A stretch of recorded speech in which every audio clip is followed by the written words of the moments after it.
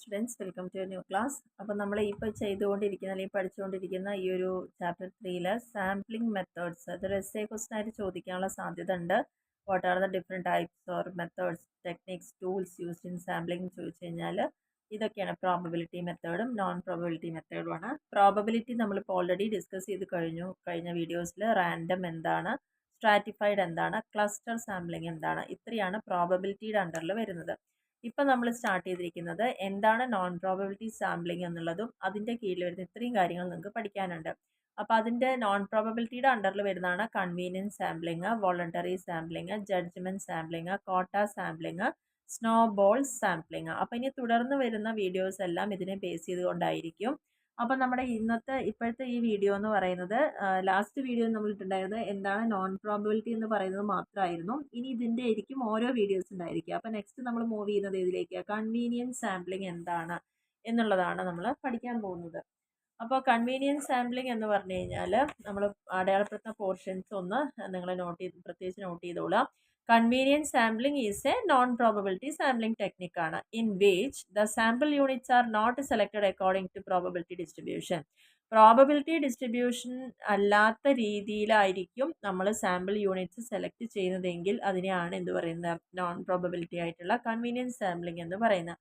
Convenience പറഞ്ഞാൽ തന്നെ എന്താണ്, നമ്മുടെ എളുപ്പത്തിന് നമ്മുടെ സൗകര്യത്തിന് നമ്മൾ എടുക്കുന്ന സാമ്പിൾസ് ആണ്.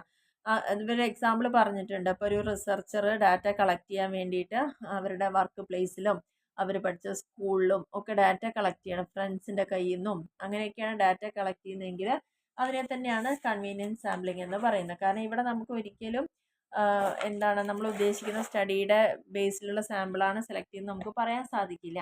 കൺവീനിയൻസ് സാമ്പിളിങ്ങിൽ എന്തൊക്കെ ഇരിക്കും അപ്പോൾ അതിൻ്റെ പ്രത്യേകത എന്ന് പറയുന്നത്, ഒന്ന്, ഇതൊരു നോൺ റാൻഡം സെലക്ഷനാണ്. റാൻഡം ആയിട്ടൊന്നല്ല ഇവിടെ സെലക്ട് ചെയ്യുക, നമ്മുടെ കൺവീനിയൻസ് അനുസരിച്ചാണ് നമ്മൾ നമുക്ക് എളുപ്പം എത്തിപ്പെടാൻ പറ്റുന്ന അല്ലെങ്കിൽ നമുക്ക് എളുപ്പം റെസ്പോണ്ട് ചെയ്യുന്ന ആളുകളൊക്കെ ആയിരിക്കും നമ്മൾ സെലക്ട് ചെയ്യുന്നുണ്ടാവുക. ആൻഡ് വളരെ ആക്സസിബിൾ ആയിരിക്കും, വളരെ സ്പീഡായി ചെയ്യാൻ പറ്റും. പക്ഷേ ഇതിൻ്റെയൊക്കെ പ്രത്യേകത എന്താണെന്ന് വെച്ചാൽ നമ്മളുടെ സ്റ്റഡിക്ക് വേണ്ടതായിട്ടുള്ള സാമ്പിൾസ് ആയിക്കോളം എന്നില്ല എന്നുള്ളതുകൊണ്ട് റിസ്ക് ഉണ്ടാവാനുള്ള സാധ്യത അല്ലെങ്കിൽ ബയാസ് ഉണ്ടാവാനുള്ള സാധ്യതകൾ കൂടുതലാണ്. പിന്നെ ഈ ഒരു റിസർച്ചിൽ നമുക്ക് യൂസ് ചെയ്യാം, ഈ ഒരു അനാലിസിസ് യൂസ് ചെയ്യാം. മെയിനായിട്ട് അതൊരു എക്സ്പ്ലോറേറ്ററി, നമ്മൾ എന്തെങ്കിലും കാര്യത്തിനെ കണ്ടെത്തി അങ്ങനെ പോകുന്ന ടൈപ്പുള്ളൊരു റിസർച്ചൊക്കെ ആണെങ്കിൽ അതാണ് എക്സ്പ്ലോറേറ്ററി റിസർച്ച് എന്ന് പറയുന്നത്. ആ റിസർച്ചിലേക്കൊക്കെ വേണമെങ്കിൽ കോമൺ ആയിട്ട് ഈ ഒരു മെത്തേഡൊക്കെ യൂസ് ചെയ്യുക എന്നുള്ളതാണ് പറയുന്നത്. അപ്പോൾ ഇതൊക്കെയാണ് ഈ ഒരു കൺവീനിയൻസ് സാമ്പിളിങ്ങിൻ്റെ പ്രധാനപ്പെട്ട ക്യാരക്ടറിസ്റ്റിക്സ് എന്ന് പറയുന്നത്. ഇനി എങ്ങനെയാണ് ഈ കൺവീനിയൻസ് സാമ്പിളിങ്ങിൻ്റെ പ്രോസസ്സ് എന്ന് പറയുന്നുണ്ട്. ജസ്റ്റ് നമ്മൾ എന്ത് ചെയ്യുന്നുണ്ട്, നമുക്ക് എളുപ്പത്തിൽ എത്തിപ്പെടാൻ പറ്റുന്ന ഗ്രൂപ്പിനെയാണ് നമ്മൾ ആദ്യം ഐഡൻറ്റിഫൈ ചെയ്യുന്നത് അല്ലെങ്കിൽ സെലക്ട് ചെയ്യുന്നത്. അതിനുശേഷം അതിൽ നിന്ന് ആ ഒരു ഗ്രൂപ്പിൽ നിന്ന് നമുക്ക് വേണ്ട വോളണ്ടിയേഴ്സിനെ നമ്മൾ റിക്രൂട്ട് ചെയ്യുന്നു.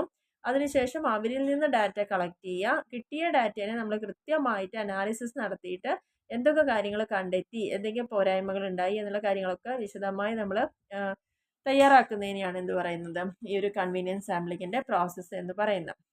ഇനി ഈ ഒരു കൺവീനിയൻസ് സാമ്പിളിങ് എവിടെയൊക്കെ നമുക്ക് യൂസ് ചെയ്യുക ചോദിച്ചാൽ പൈലറ്റ് സ്റ്റഡീസിൽ, എക്സ്പ്ലോറേറ്ററി റിസർച്ചിൽ, മാർക്കറ്റ് റിസർച്ചിൽ, പ്രൊഡക്റ്റ് ടെസ്റ്റ് ചെയ്യാൻ വേണ്ടിയിട്ട്.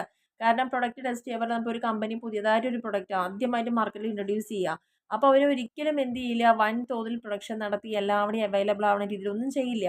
അതിന് മുന്നേ അവരെന്ത് ചെയ്യും, ഈ ഒരു പ്രൊഡക്റ്റ് എല്ലാ വർക്കും കഴിഞ്ഞതിന് ശേഷം ചെറിയൊരു സാമ്പിൾ കുറച്ചായിട്ടുള്ളത് എവിടെയെങ്കിലും ഏതെങ്കിലുമൊക്കെ ആളുകളിലേക്കൊക്കെ എത്തിച്ചു കൊടുക്കും. എത്തിച്ചിട്ട് അവർ അതിൻ്റെ ഒരു സർവേ നടത്തും. കാരണം അവരുടെയൊക്കെ ഒരു അഭിപ്രായം, അങ്ങനെ നമ്മൾ മുൻകൂട്ടി ആ പ്രൊഡക്റ്റ് ഒന്ന് ടെസ്റ്റ് ചെയ്യാൻ കൊടുക്കുമ്പോഴാണ് ഇങ്ങനെ കൺസ്യൂമേഴ്സിൻ്റെ കുറേ അഭിപ്രായങ്ങൾ കിട്ടുക. അതിൽ മാറ്റങ്ങൾ കൊണ്ടുവരേണ്ടതും അതിൻ്റെ ഗുണങ്ങളും ദോഷങ്ങളും ഒക്കെ കിട്ടുമ്പം നമുക്ക് എന്തിനൊരു സമയമുണ്ട്, ആ അഭിപ്രായങ്ങളെയും കൂടി ഉൾക്കൊണ്ടുകൊണ്ട് മാസ്സായിട്ട് പ്രൊഡ്യൂസ് ചെയ്യാനുള്ള ഒരു കാര്യങ്ങൾ അവിടെ ചെയ്യാൻ സാധിക്കും. അപ്പോൾ അങ്ങനെയാണ് ഇത് പ്രൊഡക്റ്റ് ടെസ്റ്റിങ്ങിനൊക്കെ പറഞ്ഞാൽ മുൻകൂട്ടി ചെയ്യുന്ന കാര്യങ്ങളൊക്കെ ഈ പൈലറ്റ് സ്റ്റഡി എന്ന് ഒരു പ്രിലിമിനറി ആയി ചെയ്യുന്ന കാര്യങ്ങൾക്കൊക്കെ നമുക്ക് ഈ ഒരു കൺവീനിയൻസ് സാമ്പിളിംഗ് യൂസ് ചെയ്യാം. സോഷ്യൽ സയൻസിലും സൈക്കോളജി റിസർച്ചിലൊക്കെ യൂസ് ചെയ്യാം. ക്ലാസ് റൂം ആൻഡ് അക്കാഡമിക് റിസർച്ചിൽ യൂസ് ചെയ്യാൻ പറ്റും.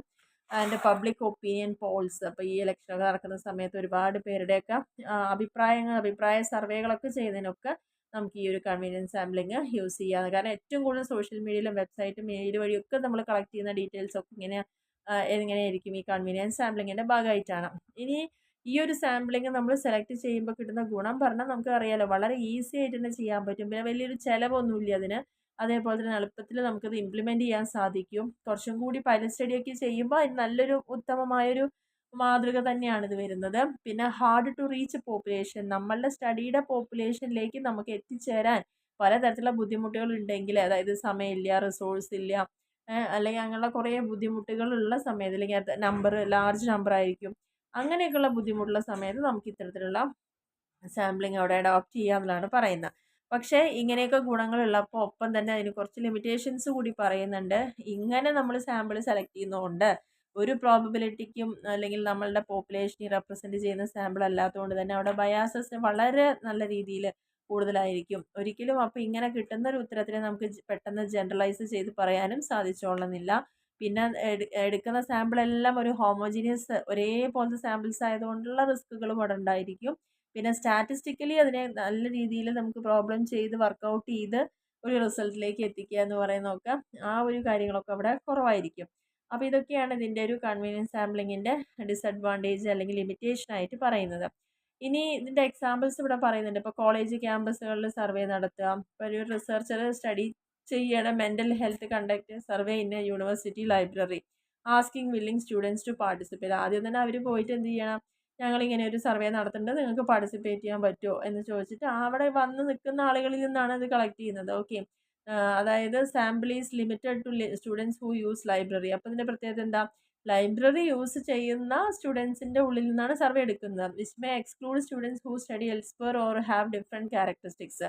അപ്പോൾ നമ്മൾ അങ്ങനെ അതിൻ്റെ ഉള്ളിൽ നിൽക്കുന്ന ആളുകളെ സെലക്ട് ചെയ്യുമ്പം ഒരുപാട് ഡിഫറെൻ്റ് ആയിട്ടുള്ള ക്യാരക്ടറിസ്റ്റിക്സ് ഉള്ള ആളുകളൊക്കെ ആയിരിക്കും നമ്മൾ ഉണ്ടായിരിക്കുക എന്നുള്ളതാണ് പറയുന്നത്. അപ്പോൾ ഇതാണ് അതിൻ്റെ എക്സാമ്പിളായിട്ട് പറയുന്നത്. ഇപ്പോൾ ഒരു പ്രൊഡക്റ്റ് ടെസ്റ്റിംഗ് നടത്തുക ഒരു മോളിൽ, അതേപോലെ ഓൺലൈൻ പോളുകൾ സോഷ്യൽ മീഡിയ വഴി ചെയ്യുന്നത്, സ്ട്രീറ്റിലൊക്കെ നടന്നിട്ടുണ്ടെങ്കിൽ ഇൻ്റർവ്യൂ ചോദിക്കുന്നത്, അതെല്ലാം ഇതിൻ്റെ എക്സാമ്പിളാണ്. ഇനി ഇതിൻ്റെ ഒരു ലിമിറ്റേഷനായിട്ട് പറയുന്നത് പലതരത്തിലും use multiple convenience samples. Data നമ്മൾ കളക്ട് ചെയ്യാൻ വേണ്ടിയിട്ട് നമ്മുടെ സൗകര്യത്തിനനുസരിച്ചിട്ട് എണ്ണം കൂട്ടിയും കുറച്ചും പലതരത്തിലുള്ള ആളുകളിൽ നിന്ന് അവിടെ കളക്ട് ചെയ്യുന്നുണ്ട്.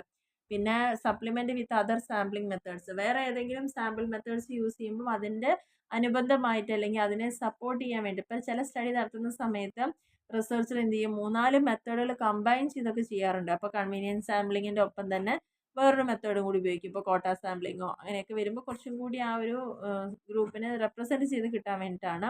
Report sample characteristics clearly, researchers എപ്പോഴും ചെയ്യേണ്ടത് കൃത്യമായിട്ട് സാമ്പിളിൻ്റെ ക്യാരക്ടറിസ്റ്റിക്സ് ഡിസ്ക്രൈബ് ചെയ്യാം, അതേപോലെ തന്നെ ലിമിറ്റേഷൻസ് നോട്ട് ചെയ്യുക, allowing others to assess the applicability of the findings. നമ്മൾ എന്താണോ ഫൈൻഡ് ഔട്ട് ചെയ്തത് അത് മറ്റുള്ളവർക്ക് പോലും അസസ് ചെയ്യാൻ പറ്റുന്ന, അതിൻ്റെ അപ്ലിക്കബിലിറ്റി അസസ് ചെയ്യാൻ പറ്റുന്ന രീതിയിൽ അങ്ങനെയൊക്കെയാണ് ഇതിലെ കാര്യങ്ങൾ നമ്മൾ ചെയ്യുന്നത്. അതേപോലെ ഫൈൻഡിങ്സ് കണ്ടെത്തുന്നതിൽ ഒരു പരിധി ലിമിറ്റേഷൻ ഉണ്ടായിരിക്കും. ഡിസ്ക്രിപ്റ്റീവായിട്ട് പോകുന്ന കാര്യങ്ങളിലൊക്കെ കുറച്ച് ലിമിറ്റേഷൻ ഉണ്ടായിരിക്കും. പിന്നെ ഫൈൻഡിങ്സ് ബ്രോഡർ സാമ്പിളിംഗ് ആയിട്ട് ബന്ധപ്പെട്ട് റെപ്ലിക്കേറ്റ് ചെയ്ത് പോകാനുള്ള ചാൻസസ് കൂടുതലാണ്. അങ്ങനെയുള്ള കുറേ ഇതൊക്കെ ഞാൻ വെറുതെ ഒന്ന് ഓടിച്ച് പറഞ്ഞു പോകുന്നേ ഉള്ളൂ, അത്ര ഫോക്കസ് ചെയ്യേണ്ട ആവശ്യമില്ല. പക്ഷേ കൺവീനിയൻസ് സാമ്പിളിംഗ് എന്താണെന്ന് നിർബന്ധമായി പഠിക്കുക, അതിൻ്റെ സ്റ്റെപ്പ് പഠിക്കുക, മെറിറ്റും ഡിമെറിറ്റും പഠിക്കുക, അത്ര മാത്രമുള്ള കാര്യങ്ങൾ മാത്രമാണ് അവിടെ ഒന്ന് ഫോക്കസ് ചെയ്യേണ്ടതുള്ളൂ. അപ്പോൾ അത്രയാണ് നമ്മുടെ കൺവീനിയൻസ് സാമ്പിളിംഗ്. അപ്പോൾ നിങ്ങൾ എക്സാമിന് വേണ്ടി പഠിക്കേണ്ടത് എന്താണ് കൺവീനിയൻസ് സാമ്പിളിംഗ്, 3 മാർക്സ് ക്വസ്റ്റ്യൻ ആണ്. അതേപോലെ അതിൻ്റെ മെറിറ്റ് ഡിമെറിറ്റ് അതിൻ്റെ സ്റ്റെപ്പ്, ഇത്രയും കാര്യങ്ങൾ മാത്രം അതിനെക്കുറിച്ച് പഠിച്ചാൽ മതിയാവും. അപ്പോൾ ആ ഒരു സാമ്പിളിംഗ് എന്താണെന്ന്, കൺവീനിയൻസ് പറഞ്ഞാൽ നമ്മുടെ റിസർച്ച് ചെയ്യുന്ന ആളുടെ സൗകര്യത്തിനനുസരിച്ച് മാത്രം പ്രോബബിലിറ്റിക്കലി ഒരു മെത്തേഡും യൂസ് ചെയ്യാതെ തന്നെ, അല്ലെങ്കിൽ നമ്മളുടെ സ്റ്റഡിക്ക് വേണ്ട പോപ്പുലേഷനെ ഫോക്കസ് ചെയ്യാതെ അതിനെ റെപ്രസെൻറ്റ് ചെയ്യുന്നതായിട്ടുള്ള സാമ്പിൾസ് യൂസ് ചെയ്യാതെ കണ്ട് ഉപയോഗിക്കുന്ന ഏതൊരു സാമ്പിളിംഗ് മെത്തേഡിനെയും നമുക്ക് എന്ത് പറയാം, കൺവീനിയൻസ് എന്ന പേരിൽ പറയാം. ഓക്കെ, അപ്പോൾ ഈ ഒരു മെത്തേഡ് ക്ലിയർ ആയി എന്ന് വിചാരിക്കുന്നു. Thank you.